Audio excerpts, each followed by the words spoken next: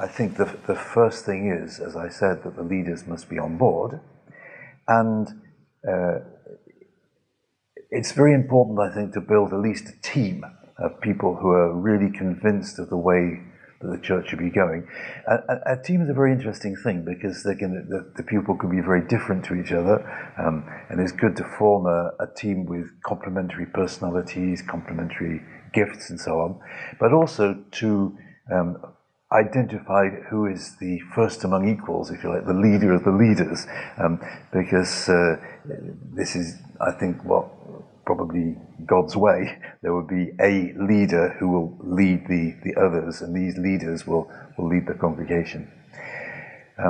The second thing is that these leaders must also learn how to delegate further down inside the church, to bring people into taking on certain responsibilities. Everyone can do something, either inside the church or have some kind of mission outside the church, so that everyone realizes that not only are they the gathered church, but they're sent into their own personal mission field every day.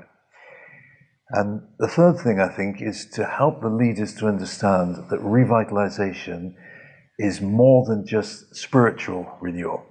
Revival is a spiritual renewal, and sometimes revivals don't last. And I often mention the 5 S's of revitalization, 5 things to work on at the same time. And so the leaders must work on these things.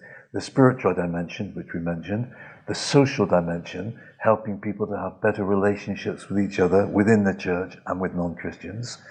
The societal dimension, that is the context that we mentioned. How can the church better serve the society and be in phase with the society while they still have their own convictions?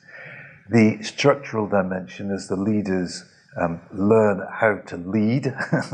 And then finally, a strategic dimension in which the church identifies their purpose, identifies a vision for the next 3 or 5 years, and then forms an action plan of what can be done. I think it's very important to say that the action plan must be what can be done intentionally, because some things just can't be done intentionally. We have to pray, it's God's will, but we can decide to do some things intentionally and try to get the whole church, in a sense, signed up to this. So the leadership must first work on themselves, if you like. In some books you see the image, which I like, when you're about to take off in a plane, the stewardess often tells you that if the cabin pressure drops, the oxygen mask will fall.